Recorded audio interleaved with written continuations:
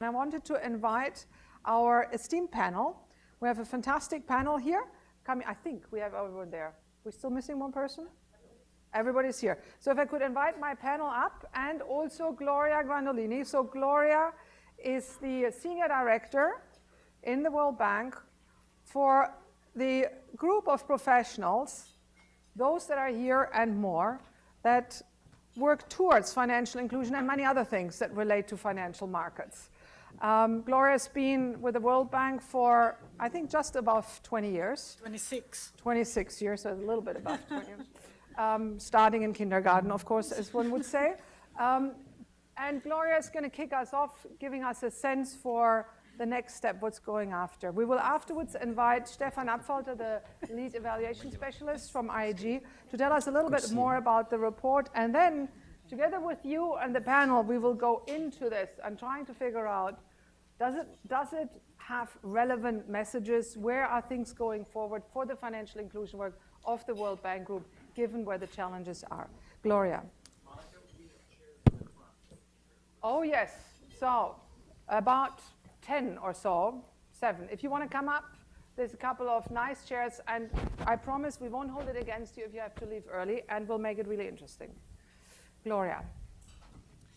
Thank you very much, and wow, from seeing about 50% of you have spent their life working on the financial inclusion type of agenda, so that's pretty amazing.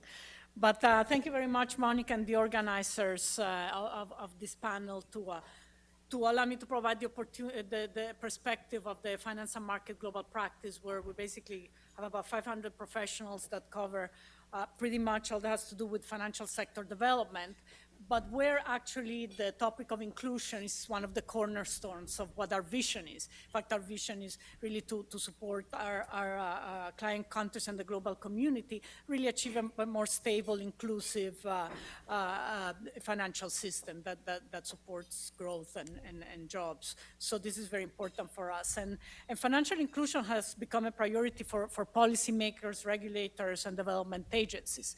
And that is why for us, really now, this has become at the core of our mission. Over 50 countries have made national commitments that to expand financial access and inclusion. And the new Sustainable Development Goals identify financial inclusion as an enabler for 7 of the 17 goals. Also, the G20 prioritized financial inclusions since right after it was established in 2008, and recently renewed its financial inclusion action plan. Also, bank and non-bank providers of financial services are introducing technology-enabled business models to reach lower income clients at lower cost and risk. And I think this is a very important point, and I know the focus of the initial questions was on bank accounts, but I think that's one of the things that I've learned in this job, that actually there are a couple of terminology items that we're very careful with. And one is that we're talking more and more of transaction accounts rather than bank accounts, because in fact, where we're seeing really the huge growth has been through the digital finance and not necessarily through sort of the traditional banking. And the other one that I'll come back to is the difference between financial access and financial inclusion, where really financial access is the first step towards financial inclusion, because it's basically having a transaction account where you can receive or send and store money. But really what we're talking here is financial inclusion, which is where you actually use those accounts and where actually you can use them also to have broader access to financial services. And so why this focus on financial access and financial inclusion? It's because really this represents a huge base of the pyramid market opportunity and also a major policy challenge. So I was saying recent improvements in technology and enabling frameworks are particularly driving now a growing interest in this market opportunity. So it's really something that really crosses from public to private sector. Also, unlike the case of microcredit, there is an increasing body of evidence that the use of appropriate financial services, and in particularly savings and payments, has positive macro and micro level impacts. At the macro level, an inclusive financial systems help promote inclusive growth with broader economic participation and a more efficient allocation and management of resources. And this refers not only to the financial intermediation role played by financial institutions, and things like collecting savings and allocating them as credit, but also to the significant financial savings and increased transparency that results from moving transactions from cash to accounts. And now that I'm in this global world, it's just amazing as I travel the world, the experiences that you see from, from poor women in India that really have much more access to the full set of benefits once they're paid to transaction accounts electronically rather than through cash payments. So it really contributes a lot to cutting corruption. But also, for example, to the work that we helped do during the pandemic, where it was a much more efficient, to find much more efficient way to transfer the government payments to citizens through electronic accounts. So it really opens a whole world at the macro level. And really at the macro level, individuals and firms can make financial services to smooth cash flows, meet unexpected expenditures, losses in income, improve earning potential, and invest in assets. So saying access to financial services can enable women's economic empowerment and also facilitate access to infrastructure and essential services. And studies show that access to basic financial services has a positive impact on poverty rates, on inequality, hunger, health, education, gender, really across the whole economic development spectrum. So we really welcome IEG's focus on financial inclusions and the findings and insights of this report. As IEG notes, financial access and inclusion support needs to be evidence-based, and it is a central feature of our engagement with national authorities. IEG found that World Bank Group support is well aligned with country priorities and needs. And this is just so important. When I got this job a year and a half ago, the first thing that the president of the bank told me said, now you're in charge together with IFC colleagues of delivering on the universal financial access goal in 2020. And my previous job, before I was country director for Mexico and Colombia, and I immediately said, no, sorry, we can support, but this is really something that has to be driven by the countries, because unless the countries don't have a political commitment and feel that this is important, there is nothing really we can do. Once they have the commitment, then we can support them in achieving it. Also, IEG emphasized the value of a strategic approach. And here this goes very much along the lines of what we've been doing in the last few months, and in particular the development of an action framework for the World Bank Group's Universal Financial Access 2020 goals is doing exactly that, providing a strategic frameworks for us to scale up support for financial access and inclusion. And what we're working now is, although we work with all countries, we're very focused on 25 countries that represent about 73% of the population in the world that does not have access to a transaction account. We have launched new global programs to scale up our support to these 25 universal financial access priority countries and beyond, really in order to complement the World Bank Group resources and trust-funded activities to really provide the whole suite of services that goes from policy advice, technical assistance, knowledge sharing, capacity building. Also, as I was mentioning, financial access to accounts is indeed not the same as financial inclusion. And even if the majority of the financially excluded access to the account can provide a gateway to broader financial access and usage, that is not enough. And this is something that also comes very clearly from the message, from the report. That is why we really work to ensure that there is a diverse range of financial services offered by sustainable providers, and that financially capable and protected consumers can make use of these services that are appropriate to their needs. And that's why a lot of the work we're doing increasingly is also on the space of financial literacy and consumer protection.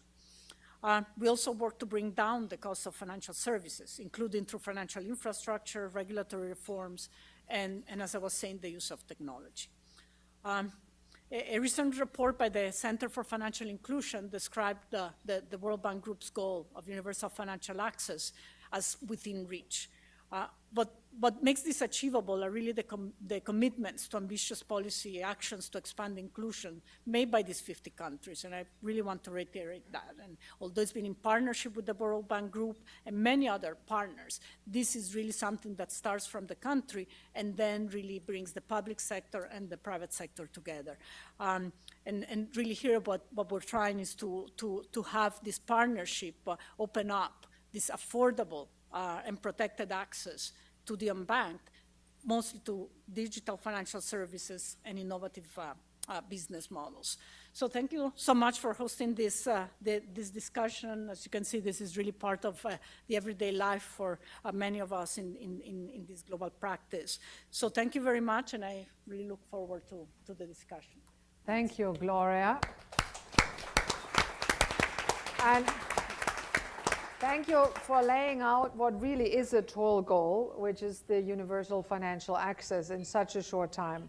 I would like to invite Stefan up now to tell us what the evaluation actually found. No, that is for the, I think, 60% of you who didn't actually read the report in detail.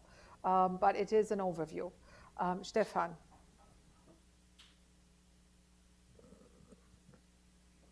Thank you, Monica, for the introduction, and thank you, Gloria, for setting the stage from a World Bank Group perspective.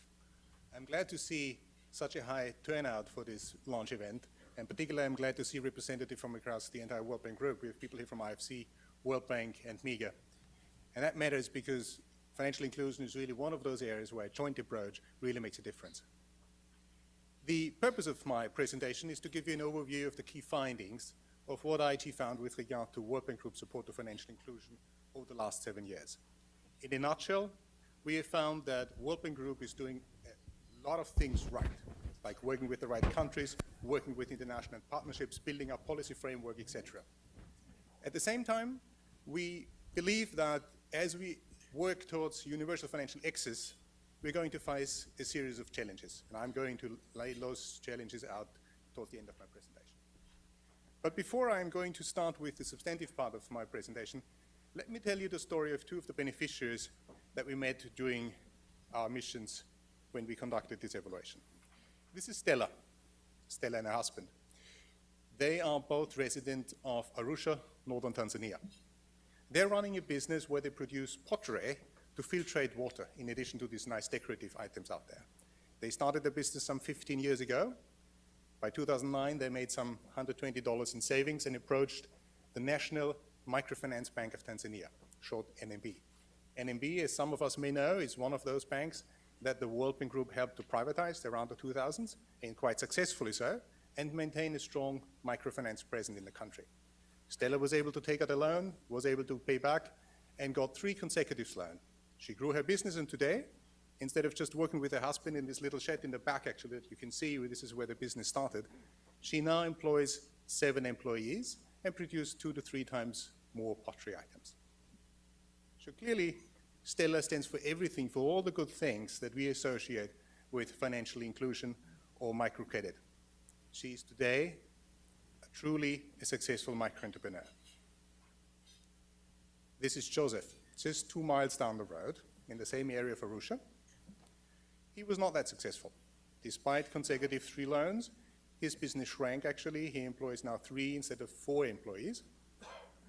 And with the money that he took out from his last loan, he bought a machinery item, but that machinery was literally sitting under the table as we interviewed him, idle, because the money wasn't big enough to buy all the needed parts to put the machinery into work.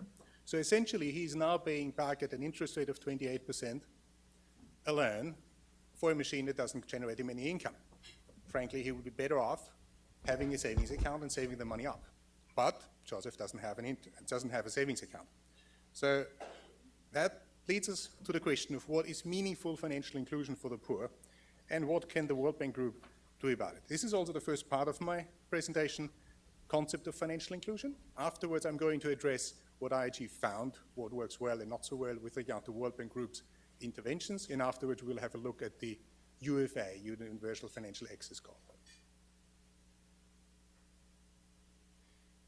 As we already heard from Gloria's introduction, during the last couple of years, we have seen dramatic progress in financial access. Between 2011 and 2014, 700 billion got access to financial services, yet about 2 billion are unbanked. As we all know, probably the most prominent argument for connecting poor people with financial services is the argument that credit would help them lift themselves out of poverty by growing their businesses. And this is also historically in the 1970s or 80s how the whole story started. But many of the poor people are not just poor, they have a very irregular income, like this lady selling food on the street in Honduras. Or they work in agriculture, where they have only an income once or twice a year. And even if they're successful with their harvest, that can only come maybe twice in a year. And in between, they have no means to smoothen their income because they have no savings account or no means to take out a credit. Many of them also rely on payments from people that have moved far away to other cities or even abroad. And some estimates say that remittances, as we call these payments, amount to 3 to 4 times global development aid. So that really matters. So we clearly see that financial inclusion is not just about microcredit. Today, the financial inclusion concept is a broad-based concept. It includes all 4 services: payment, savings, credit, and insurance. It's meant to come with quality features, quality in the broader sense here, i.e. stability of the system, convenience, and consumer protection. It's meant to be inclusive, meaning everybody who has a beneficial use and wants to access should have access, and that particularly means providing access to microenterprises, the poor, women, and rural dwellers. And it should come with choice so that the poor are not facing monopolistic structures. That concept is the concept that the G20 adopts and recommends, and it's at the same time the concept that IEG took at the basis for its evaluation. I think we know pretty well what the concept of financial inclusion is and why it matters. Let me now move on and give you an overview of what we found with regard to World Bank Group's interventions. World Bank Group's interventions are undoubtedly strategically very well aligned with country needs. And that means 2 things. They, in all the countries where World Bank Group works, providing financial access to the poor microenterprises is a dedicated and explicit development priority. Secondly, World Bank Group support goes towards countries that need it the most. That means countries, as you see on the left side, that have the lowest inclusion rate. Half of what World Bank Group is doing goes towards countries with the lowest inclusion rate. That's particularly pronounced for World Bank lending and AAA, but it also holds for IFC, and that's quite remarkable, because in these lowest inclusion markets, traditionally NGOs have a pretty heavy market share, and NGOs work quite a bit with donations. And the fact that IFC is able to maintain or even establish sharp brownfield operations of MFIs is particularly remarkable. IFC also has a substantial relative reach in the MFI industry. When you add up all the loans that IFC-supported MFIs issue over the years, like add up all the volumes of all the Bandans and Access Bank and so on, you get 40% of the entire MFI industry.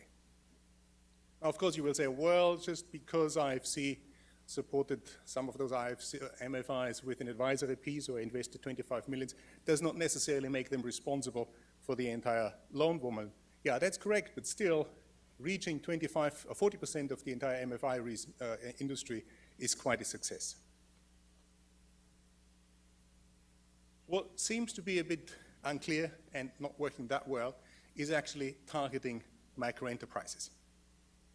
Now here we can, to be fair, we can only talk about IFC because for World Bank there's no data available whatsoever. So what I'm describing here is again the picture for IFC. Now how do we know? Well, IFC has its own definition of what a microloan is, and that is every loan that is below $10,000. When you go into the literature, you will see suggestions made that that threshold should be seen in the context of the local income, and more specifically as a reasonable benchmark for what should be called a microloan. You can find 1.6 times the GNI, that's the gross national income per capita. That translates into about $800 to $900 in Tanzania and roughly $10,000 in Turkey.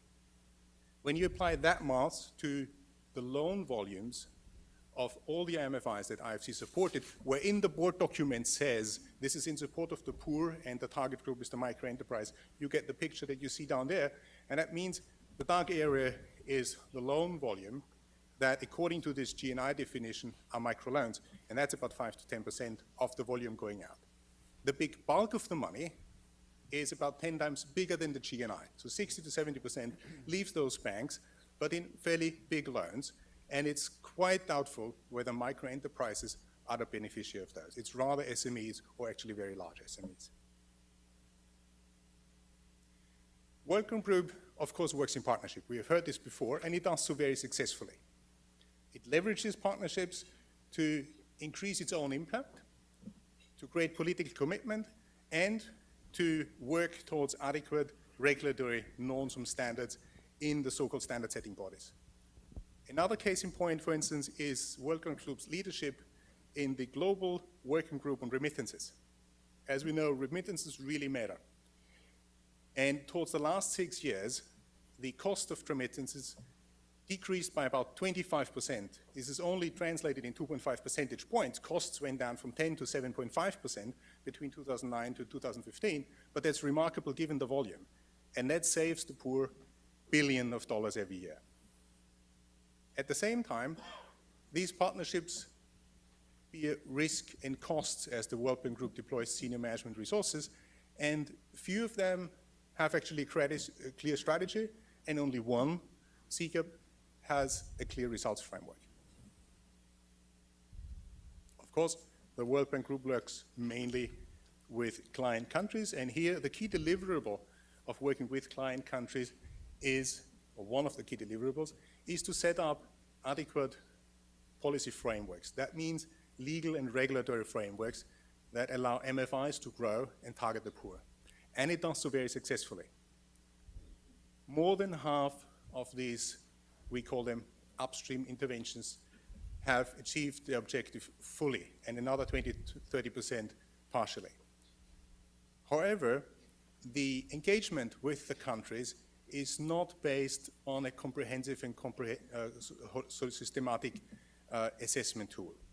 The centerpiece in this analytical process, as many of us know, is the Financial Sector Assessment Program, the FSAPS short, and its technical notes. While the language of financial inclusion makes its way increasingly into these analytical tools, the coverage overall is neither comprehensive nor systematic. And that is a particular concern in those areas that are outside the areas that are regulated by prudential norms. That means rural savings cooperatives, for instance, or mobile banking. Hence, it's not surprising that the strategies on financial inclusion with those countries in the evaluation period that we looked at did not cover financial inclusion areas comprehensively nor systematically. Now that was all about country-level engagement, partnerships, strategies. What about the actual people? Are the poor better off once we have intervened? Well, we tried to find this out based on Welcome to data, but we were facing a bit of a problem because only 2 to 3% of World Bank Group interventions try to capture beneficiary effects. And that particularly is the case for gender-aggregated data. Many of the financial inclusion interventions identify gender as a very important dimension, but few of them specify actually what are the specific gender dimensions are, and even fewer try to monitor effects gender specifically. Now what did we do? We issued an independent literature review. And the overall conclusion of that independent literature review was that financial inclusion does not necessarily equate poverty reduction. Now, let's look at that a bit differentiated way. For credit, the conclusion was that A, the results are highly contextual, modestly positive overall, but not transformative. So on average, with credit, people are not necessarily moving out of poverty.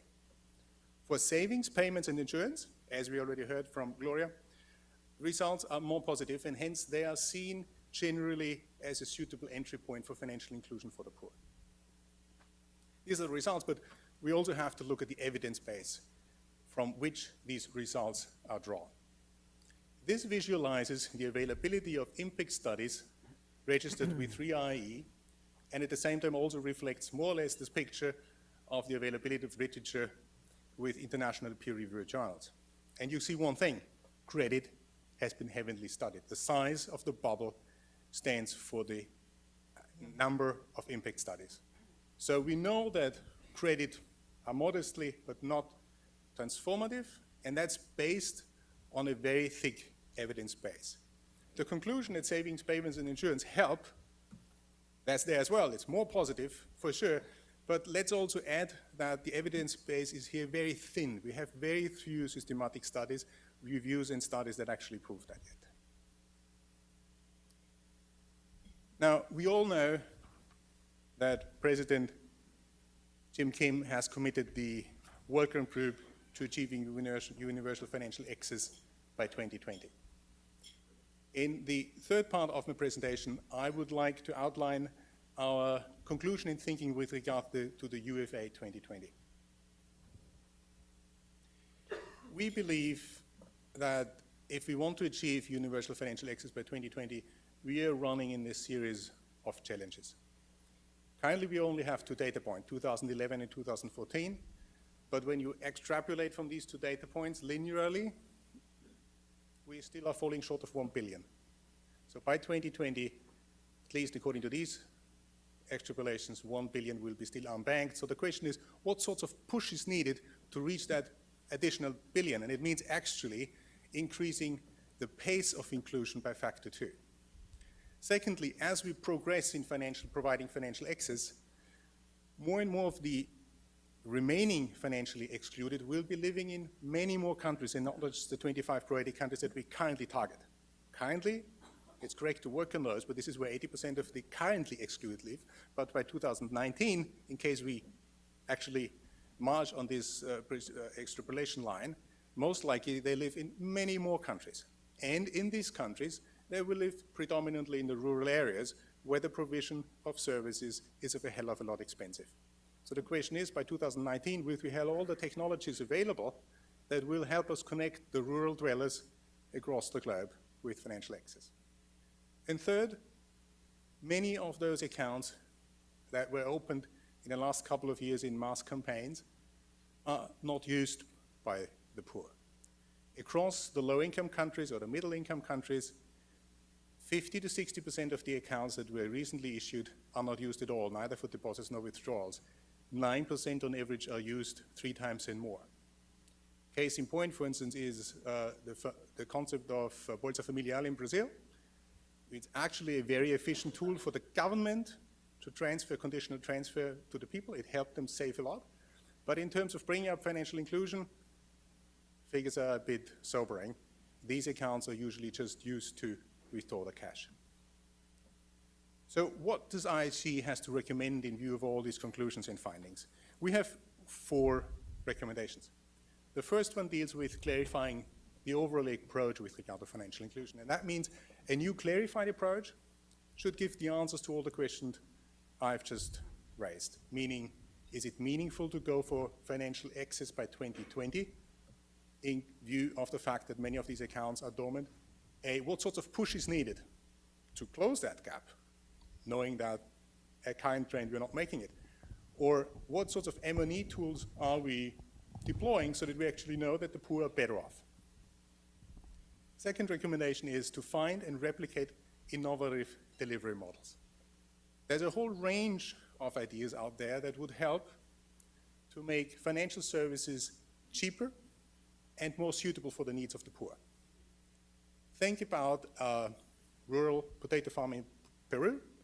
Currently, he would have to pay his loan in monthly installment, which may be quite difficult because he only has 2 big windfall incomes.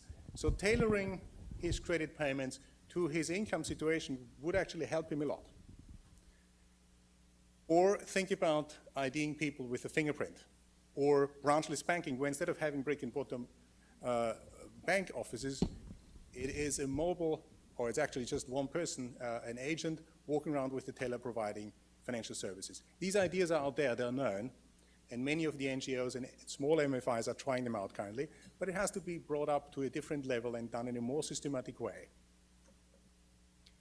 Third, strengthen partnerships. We've seen the great value they have in creating political commitment, and we know now also from Gloria how important political commitment is in a dialogue with these countries.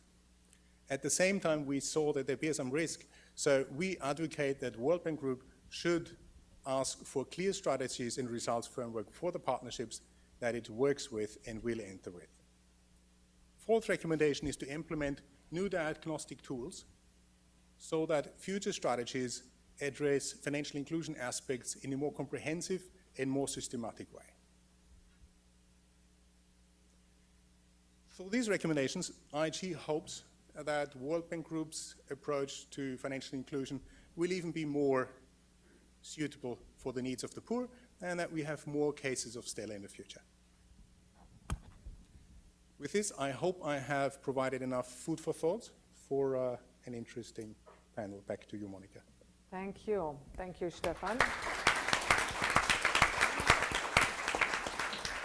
So we now get to have the fun to poke into this, but not just into the evaluation, which did cover 7 years running up to 2013, but also listening and hearing from the folks here on the panel about what has happened in the years since, and much more importantly, perhaps, how are we going to work on this going forward, given that the access goal is really only 5 years away. And 5 years is a very, very short time. Now, we will invite you to participate in the conversation using the same tool that you have used earlier. We will look and see what are the questions that are going to come up so that we can sort of somewhat dynamically, perhaps, throw them to different people within the flow of the overall conversation. But you should feel free to participate, to not participate, to see where we're going with that. But if I may introduce the panel that we have here. First of all, we have Beth Ryan here, who is the Managing Director for the Center for Financial Inclusion, a group that brings together leaders in financial inclusion globally and really has helped move the agenda forwards with regard to the access goal, but also with regard to getting people together and being more strategic about this. We have Martin Holtman from IFC, who is the head microfinance and digital finance in IFC. So they're actually going to they're actually pushing the money out. Here we have Doug Pierce, also among the evaluees, if you will, even though we don't really necessarily have to poke into the parts of the evaluation, but Doug's been leading the work on the market infrastructure with regard to financial inclusion.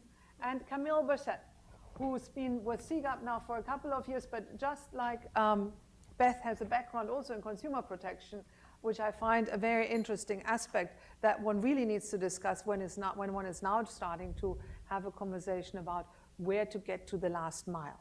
And perhaps if we can start with Beth here. Beth, it's a tall order, right? Universal financial access. I find it daunting, if not so daunting that looking in the past, will that really help looking forward? You have listened to the evaluation, you've looked at it. Where do you see a role for a player like the World Bank Group, just doing the same or doing more of what we've been doing? Or should there really be a complete change in strategy taking us going forward? I feel like I've just stepped into the lion's den here. That's a good thing. All these world bankers, oh my God. There's a few IFCers here too. Well, I include IFC. Oh, same. World Bank. Well, I guess certainly the World Bank's strategy in financial inclusion can't be summarized in one simple sentence. It's a very multifaceted survey, and the World Bank has been doing amazing work in a number of areas. I think it's been path-breaking in the consumer protection area and financial literacy. Certainly, it is a long-time supporter of microfinance.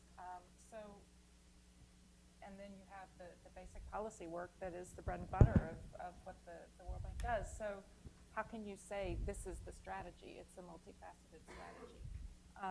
With regard to the universal financial access, I think there's a very huge caution, but I think that the evaluators really highlighted that caution, and the caution is that access without use and quality is not particularly valuable to anyone. And so, I think you have the issue of the high-level goal is a goal that I'm not completely 100% behind as a sole goal, but when I look at what the bank actually does, I see that it is working much more on financial inclusion and not just on access. So you think we might have a chance contributing successfully to getting there? Well, maybe you can think about this for a while. And also, just one other thing on access is that I do think that when you're looking at the pace of access, that the technologies that are being put in place now do make it feasible to think that the pace can accelerate. And I think that's generally a good thing, but there are lots of cautions about what happens when you do accelerate the pace. So let's talk a little bit about acceleration. Martin, you just inherited the title Digital Finance, probably something that you've been working on and off anyways, as one would if one does engage on the microfinance space. Is that going to be the accelerator, or if you were asked to say, okay, what's going to accelerate us towards really pushing for that goal of the last mile, knowing what we know about how tough, how far away, how gender diversified that last mile really looks like, is digital going to be the accelerator? The short answer is yes. So I could stop now. At least the way you phrased the question. There are limits to that. Of course, digital finance is the big game changer that's going on right now. You all have a cell phone in your pocket. I don't think nothing has changed the reality of poor people more than the advent of mobile telecommunications over the last 15 years, and that probably includes all the work of the DFIs and the bilaterals and so forth. And so access to finance is also becoming revolutionized by that. The biggest challenge that the traditional microfinance industry or access to finance industry has had in terms of reaching everywhere has been the cost challenge. Operating costs are stubbornly high and have not come down a bit over the last 5 or 6 years. In fact, they've gone up again.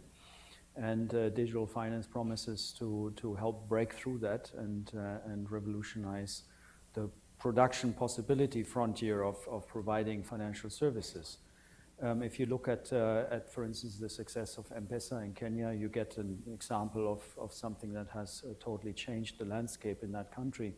Now, it's not all rosy, of course, because what happens if new entrants enter into a market and chisel away at the economic models of their competitors by taking away profits, as it were, then you come to some pretty sobering messages, including that if you just read the FT 2 or 3 days ago, they had an article that commercial banks in the West right now, or in the North, or in the rich countries right now have return on equity roughly of about 10 to 12%.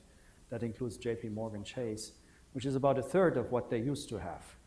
And I know as a fact that if I look at our microfinance industry providers, both return on assets and return on equities have dropped dramatically over the last few years. And then the question is, of course, so who is still going to invest in that space? So I have a few concerns about how that will play out, but in general, definitely technology promises to make a major impact on the delivery of financial services to poor people. So it's going to be digital and not the market infrastructure? Hi.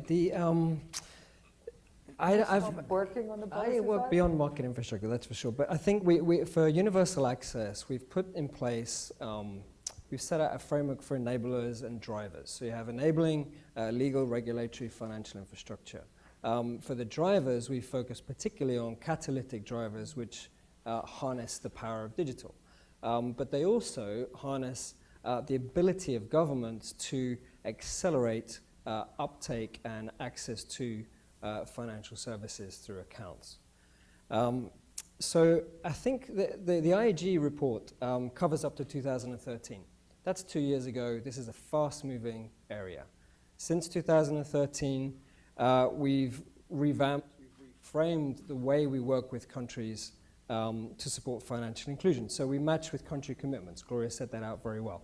we have this UFA framework, which is now embedded and further developed in standard-setting body guidance, which is with the Committee on Payment and Market Infrastructures, which is due to be finalized in a month or so. We focus on savings, payments, and on consumer protection and financial capability. There is the focus on microfinance is very much part of how this has evolved, but it's not the current reality.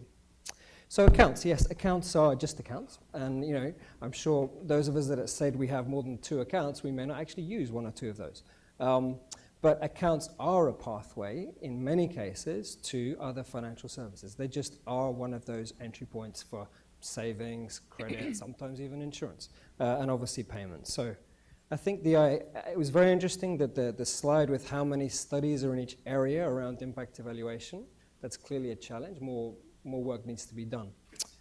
The potential benefits of shifting from cash to digital, from having everyone or virtually everyone included in the financial sector in a way that benefits them, not necessarily through banks, I think are well accepted though. If you look at the SDGs, this is well framed. So there's fiscal savings of conducting business not in cash. There's informality benefits. No one doubts the benefits of formalizing individuals and firms and their participation in the economy. It facilitates social and economic inclusion. It facilitates delivery of public services and access to those services, and in private services too.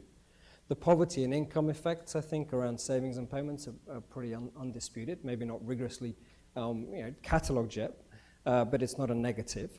So out of the SDGs, 7 of them include financial access or inclusion in some way, and 4 of them explicitly. I'd just like to highlight one more thing. When it comes to 2 more things. One is data, M&E, evidence-based policy approaches is at the core of what we do. We tend to work primarily with national systems, getting national reporting, national M&E systems improved, as well as the global work which you're more familiar with, Findex, Global Payment Survey, and so on. Very much key to what we do. So in many ways, we think we're already well in line with IEG's recommendations. And the last point is UFA is meant to set the bar high. I think that's how it was framed. Universal doesn't mean 100%. I think straight line extrapolations up to 100% are not credible. I think they're helpful. What matters is countries are committing, putting in place the right ambitious set of reforms. Private sector partners are stepping up and making their own commitments. Digital technologies are getting used more effectively and in a more mainstream way.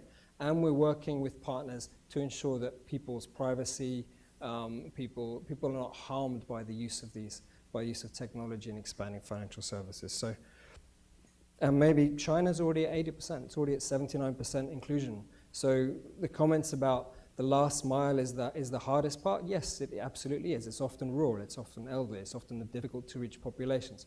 But Kenya's almost getting up to that level already. So getting up to 80, 90% is eminently feasible in many countries. Getting beyond that, yes, that's where the really thorny, the difficult to reach populations are, as we see here in the US. Thanks. Thank you. So we've got one somewhat moderate view on the financial access goal. We have Martin saying, well, maybe digital can really accelerate us getting there. Doug more generally isn't as skeptical. Also saying, we don't act, 100% is not equal universal. We have to sort of still define that a little bit. It's not looking too bad. Now, CGAP has always been an advocate of the actual services to the poor. At times when the poor didn't really feature, neither in our M&E frameworks where they're starting to make their ways in, but I think we have to state they're not really everywhere at this point, but also in terms of really doing advocacy and knowledge about sharing around that.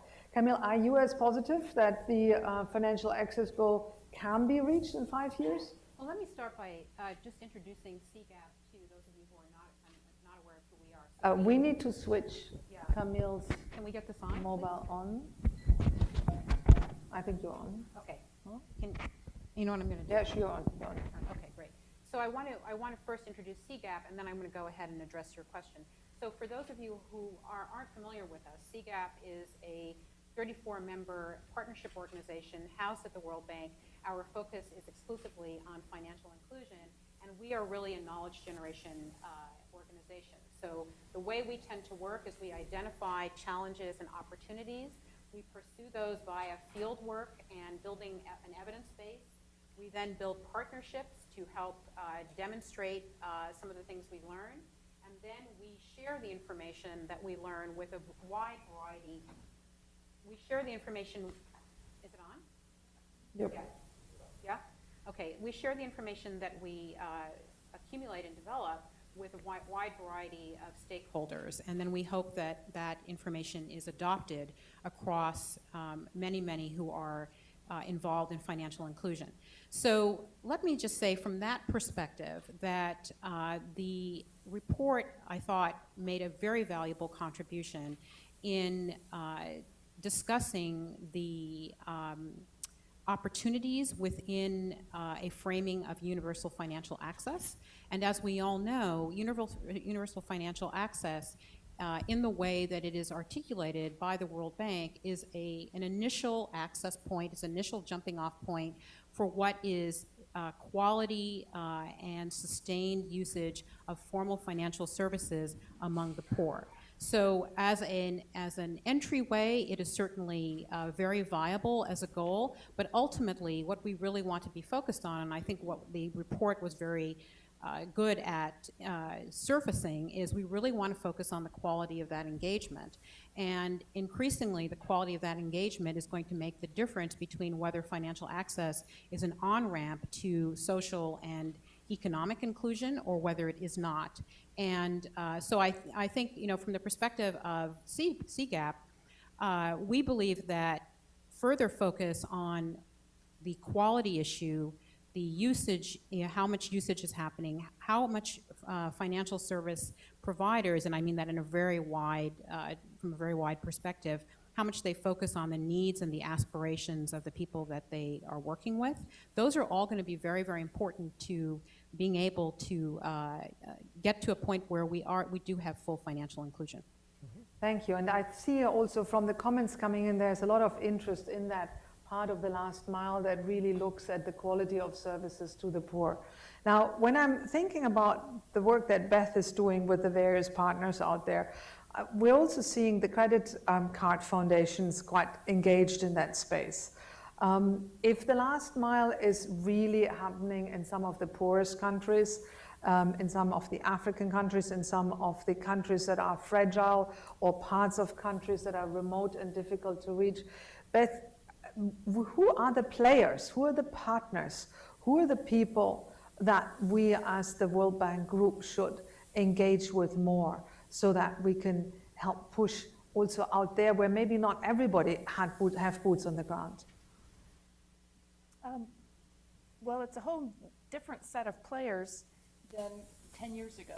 I mean, 10 years ago, it was sort of the microfinance organizations, it was the credit cooperatives, and a little bit, to some extent, some of the banks. But now you have the telcos are huge players. Yes, the card companies. At Acción, we have been investing in fintech startups that are doing all kinds of exciting things, from marketplace lending to use of big data in changing the way people or organizations evaluate creditworthiness. So those are some of the new players that need to be brought on. And I think one of the clear players that is very important, but that we haven't quite figured out how to engage best with them, is the mainstream commercial banks. If you look at the Findex data, you see that the biggest number of accounts are accounts at commercial banks. Despite all of the excitement about mobile financial services, it's still the banks that are providing most of the accounts.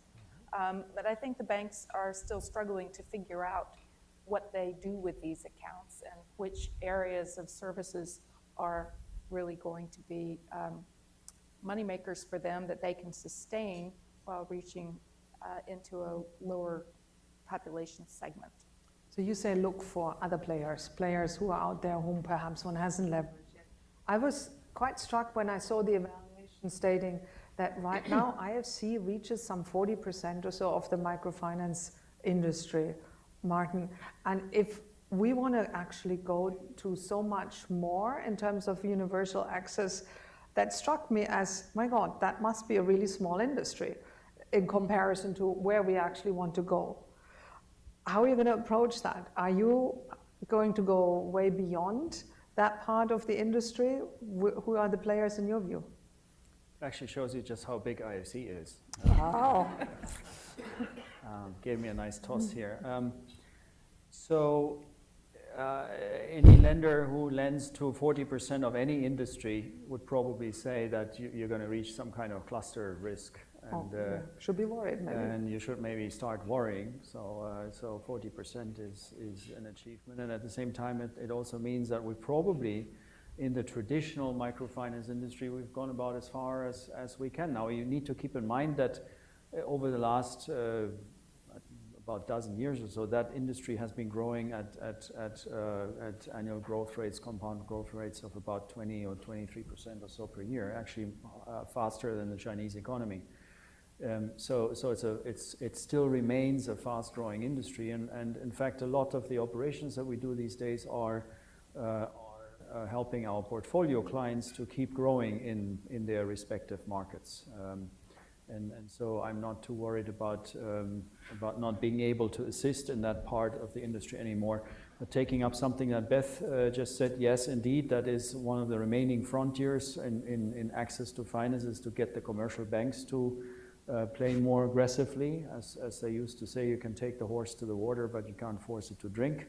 So making them drink is something that we're still trying to figure out.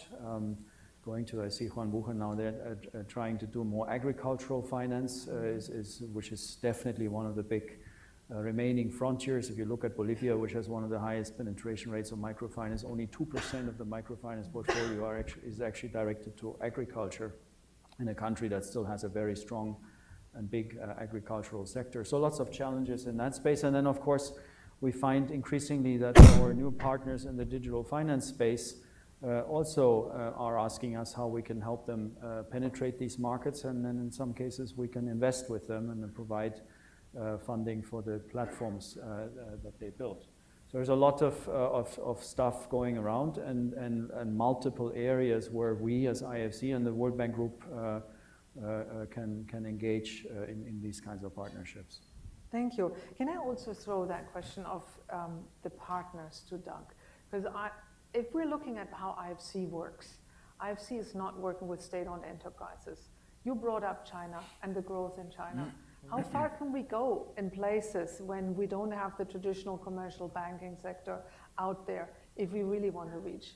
Are we limiting ourselves? Are we even a good player in that space then? Thank you.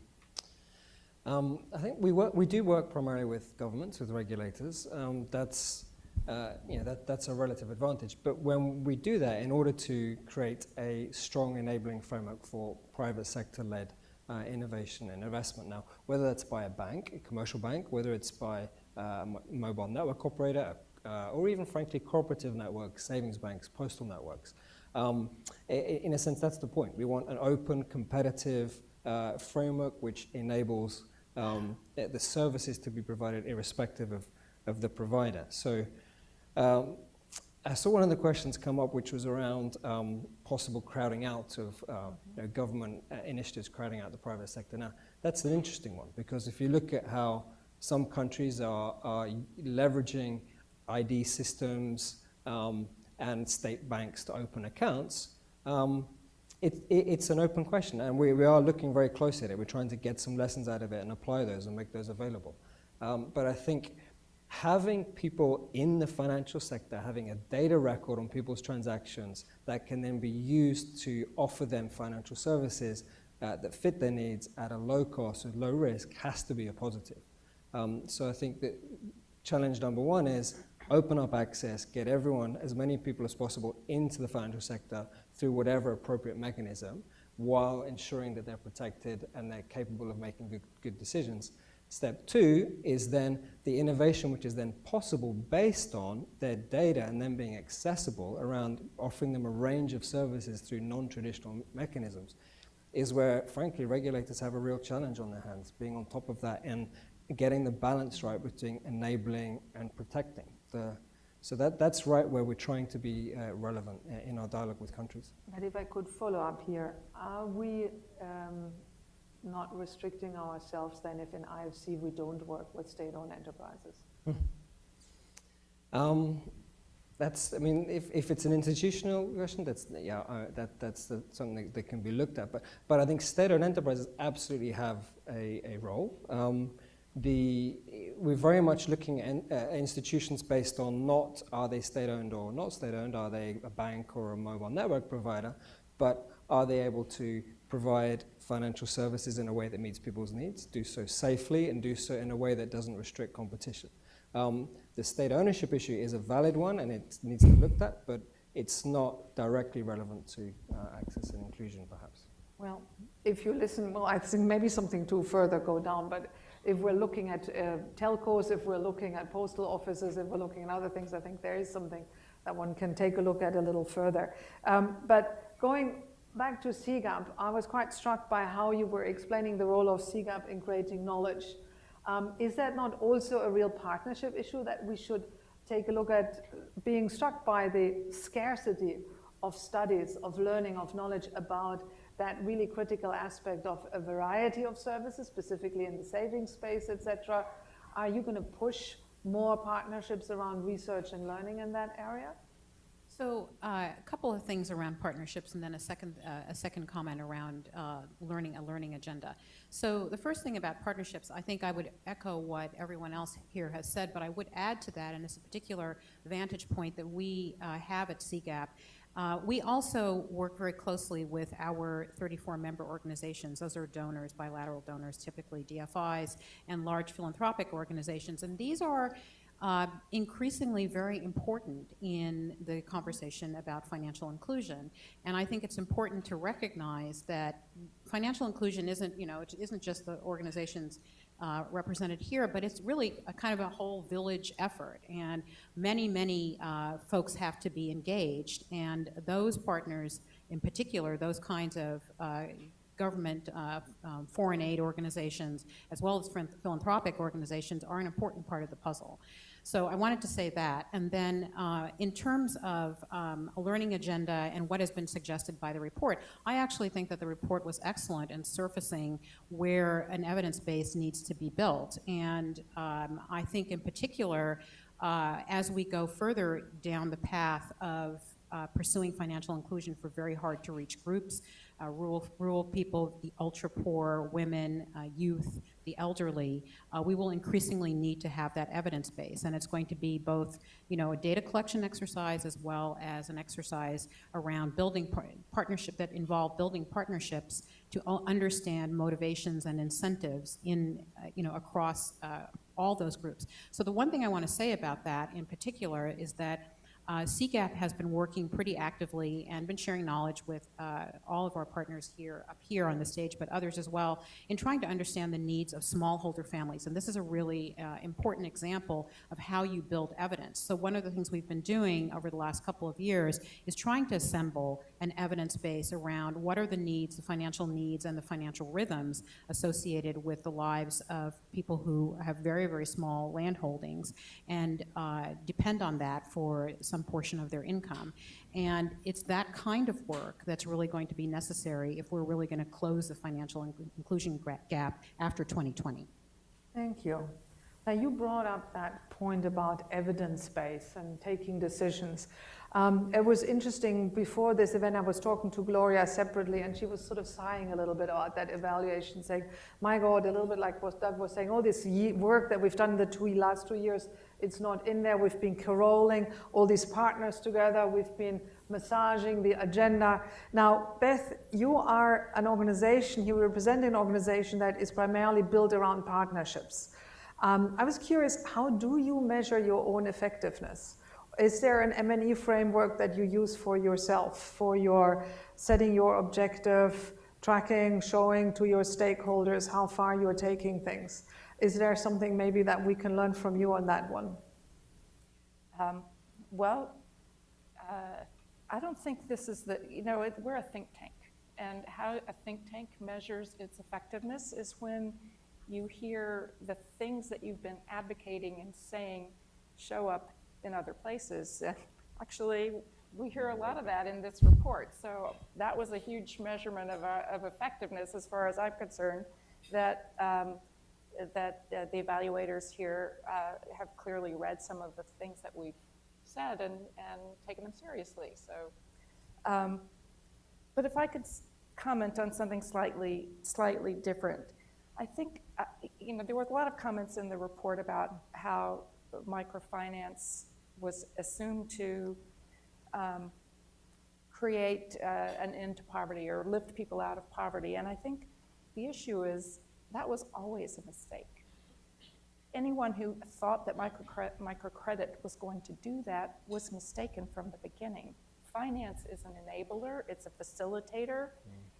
It can make a marginal difference in people's lives. For some people, it can make a serious difference, but not for everybody. And I think that the mistake that the microfinance world made was to assume that people needed credit that everybody needed credit all the time. So they didn't distinguish, as Camille was describing, between the needs of one set of players or of clients and another. I'm a little afraid that we're going kind of a little bit too excited about the benefit of payments now. I don't want us to make the same mistake about payments that was made about microfinance. Payments are valuable. They're not going, and for some people, they will be transformative, but not for everybody. And so, I mean, I really think we need to take a step back and start very seriously thinking about how do financial services actually change people's lives. And when I think about that, I think we're talking about when we look at our own lives, how are our own lives affected by financial services? I think we need to be looking at big needs like health, education, investment, retirement, and really looking at how do financial services support people at those major milestones in their life. I don't know that, and this is a matter that needs a lot of research in order to have a very good conception, but the bigger issue is that I don't think the financial sector thinks of it this way, and that would cause a huge mind shift if they did. I think, Beth, you've just given us a really good and tall call here to consider when looking forward and responding to the goal of universal access, right? Not just think about this in terms of immediately leading to poverty reduction, but really as a path. And that means there's a lot of other things that need to be happening, right? Now, your clients, they probably have lives changed, Martin, through financial inclusion, because they're people who provide access, right? They're the providers, is who the clients are of IFC. Would you need to work in parallel with other people, with other organizations? What's the kind of infrastructure that you would see evolving in order for what Beth says is to come through, that there would actually really be a poverty impact? Now noting that perhaps there is no poverty impact right from the get-go if you don't actually do something else in addition.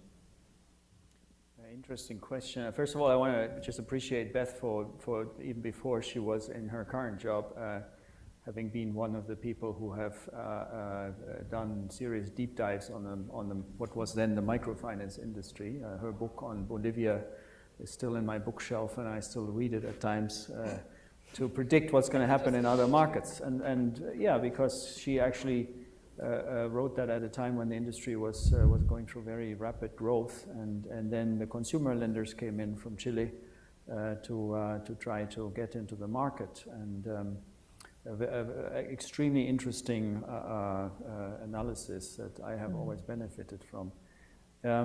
So what needs to happen? Well, look, I used to have an Egyptian professor at my university in Germany who always said, beware of monocausal explanations. And he said, you can trust me, I'm from Egypt, one of the oldest cultures in the world. And he said, by the way, don't think much about your master's or PhD in economics, because in Cairo, every taxi driver has a PhD in economics.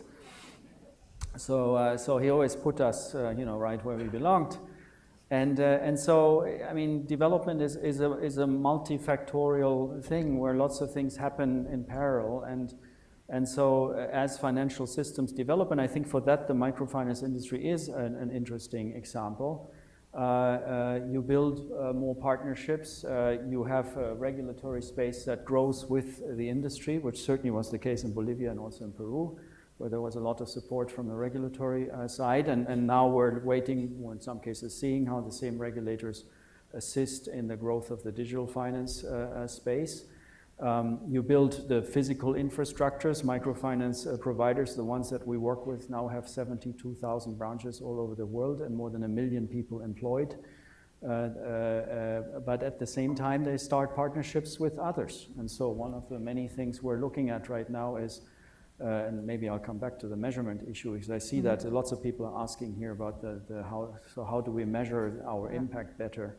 Maybe we have one more round on that also, would be interesting. But so one of the things that we're working on an experimental basis with our partners is how to add other services to the traditional microfinance services. So first of all, microfinance has certainly morphed from microcredit to everything, including savings, and I think as IEG also has attested, and as all the evidence shows, savings is in many ways is a much more effective tool to reach masses of people than credit is. So there has been a growth in terms of the services that are offered, but those are all financial services, and we're now working with our partners on how to add other services, maternal health, for instance, or advisory service in agriculture, the kinds of things that credit unions, of course, have done for the longest time. So all that is evolving, and now the digital finance space is coming kind of from the side, both as an enabler and as a potential competition. And in general, sitting certainly in IFC, we love competition. The evidence has shown that in markets that are very competitive, maybe with one or two exceptions, Mexico seems to be the one market that consistently defies the rule that competition brings down interest rate, because I saw that there were also many questions about interest rates. Interest rates do come down with competition, and so that's one reason why we invest in multiple institutions in the same countries, and we love to see that digital finance providers come in as well to offer financial services. So where you're describing that new edge is combining financial services with other services, which sort of goes a little bit into that a bit more messy space of creating ecosystems, of figuring out much more tailor-made solutions. Now, there was in the report a real serious call for better M&E. So there's supposed to be better M&E, but now the field's getting much more complex. Can you guys do that? Yes, Well, what else can you say, of course? Well, what I'd like to reframe it a little bit. We increasingly align our support with country commitments. So we align it with country capacity, country commitments, country-led reforms. So therefore, we align our support with the reforms, the actions which are being taken, and where the assistance is needed. Therefore, when we set our targets in line with country targets, we don't design parallel targets where we can avoid it. We don't design parallel M&E systems where we can avoid it. What we seek to do is work with the central bank to improve how it gets reporting from financial institutions. We work. Do the targets include poverty targets? With the stats agency for the national targets, which can include poverty ones, yep. But very much it's working with the national capacity and trying to match our assistance with that. So when we're putting in place our technical assistance programs and our lending, we're also trying to ensure that we're putting in place monitoring and evaluation from the get-go, and ideally through the counterparts. So with the Ministry of Finance, Ministry of Education in Rwanda, while we're working with them on financial education, at the same time we're helping them put in place an M&E system so they can be basically checking, is it effective, and making changes to the approach as it's implemented. If I could just briefly comment on the finances and enabler. As a World Bank Group, one of our points of distinctiveness is, of course, our breadth, the range of areas we can work on, IFC, World Bank. So when we engage with the government in this area, we need to be leveraging the work we're doing on IDs, the work we're doing on social transfers, the work we're doing on public financial management and how payments are made. We need to be working with So for example, social transfers, if the idea is people get them and spend them straight away, that's a missed opportunity. What we want them is to be able to save them, use them for later, build up a history, or spend if they need.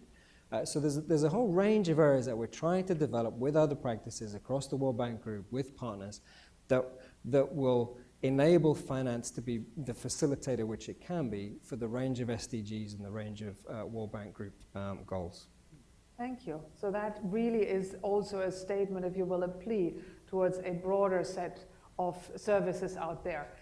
Camille, if I could bring it back just to the M&E question, because that also came a lot from the audience here. I'm quite curious to think about, now that we're supposed to go for that last mile, data is also becoming much more scarce. The report said how many places there are where there is simply no data to be found. Do you see we're in a conundrum? On the one hand, our evaluators tell us to bring in more M&E. On the other hand, we are supposed to go into places where there's less data there. What's your take on that? Sure. So I don't think that's a conundrum. I actually think that's an interesting challenge. I think having an M&E framework is important for the kind of work that we do. An accountability framework of some sort is very important, not only because we need to be transparent to our donors, but also because we need to know if we're having an impact. That said, there are a number of questions that constitute a learning agenda, some of which have been articulated in the report. And I do think that getting evidence on those particular learning questions and contributing to a larger learning agenda and financial inclusion is complementary to a more formal M&E framework. Thank you. Now then, I would like to just invite our panel members for one last round of, in view of the audience. Now, you guys have read the report. I can see from all the scribbles that you have here. So is there one takeaway that you would say, guys, now that you walk out, that's one thing that you might want to remember about that analysis? And is there one thing that you would have liked the evaluators to look at that they didn't look at? That you thought, maybe next time around they should also check that one or note that one. Beth, do you want to get us started? One thing to take away from the report that you noted? One thing that you would have liked the evaluators to look at? Well, maybe instead one thing that we haven't talked much about, but that the evaluation did talk about, and that is consumer protection, which we keep noticing is important. But I think the only person who really kind of brought that up was Doug, by talking about the balance between going forward with inclusion and overprotecting or making it difficult for financial institutions to operate well. And I just want to reiterate that and say that that we are making progress in the area of consumer protection, but one thing we don't know very much about is whether consumer protection regulation, how well it works. Are people actually better off? I think they are. I'm pretty sure they are, but it would be really great to know more about that and how different approaches to protecting consumers actually turn out in terms of consumers having better experiences with financial services. Right, so that's to the audience. As you walk out, check out that part on the consumer protection side, and then maybe to CGAP. If you guys want to study something more, do study consumer protection, is what you say. Martin.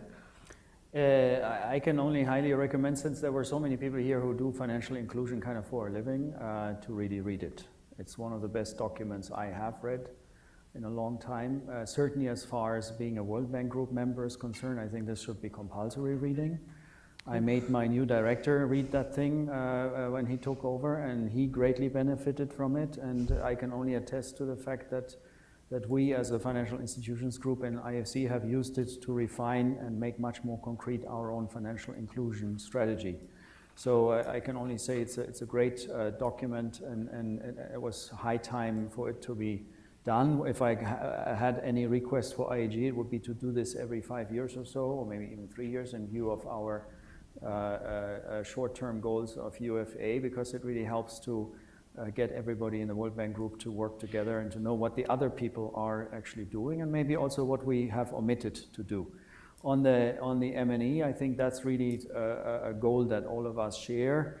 And partly, actually, data access is becoming easier and cheaper because of technology. There's so many data out there. We're looking at a company right now that collects data points on 21,000 variables of people's behavior, all based on, for instance, their cell phone use, and even poor people use cell phones. And then, of course, I see we have the Japanese ED here in the room. I mean, we have in microfinance, we have benefited hugely from the support of bilateral support from various trust funds.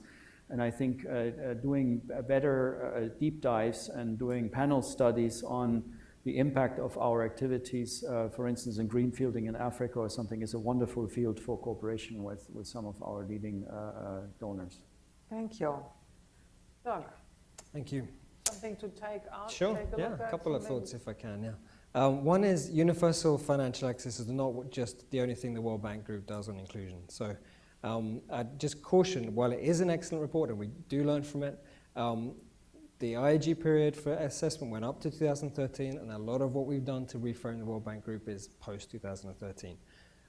So UFA also is not inclusion. We don't pretend that it is. It's an important building block for inclusion.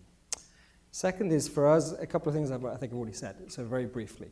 The challenge for us as a World Bank Group is to partner with regulators, policymakers, at least that's the side I work on, so that they're enabling innovation, enabling progress, but ensuring that people are protected and benefit from it, and the economy benefits. So we need to be right at the leading edge when it comes to the challenges that they're facing, and that's a continual challenge for us. It's also a challenge for us as the World Bank Group to ensure that financial services best enable the range of activities we do. So we're not looking at just the financial services project and then all the other projects which it's relevant to are separate. We need to do a better job of integrating financial services and how we look at it across the range of areas we work on. Thank you. So you're basically saying it's an okay report, but make sure you also look at our website and everything else so that you know what's going on in the last 2 years, right? Much of the report is excellent. And you're saying if there's ever another evaluation, guys, make sure you look at the broader spectrum of related things. Now, Camille, Can I just put Please. in one more plug for what Doug does? The Findex has been really transformational in this area Yes. and needs to keep going. Okay, so that's a good point. maybe you need a really good Findex evaluation. Okay, well, maybe not. Camille.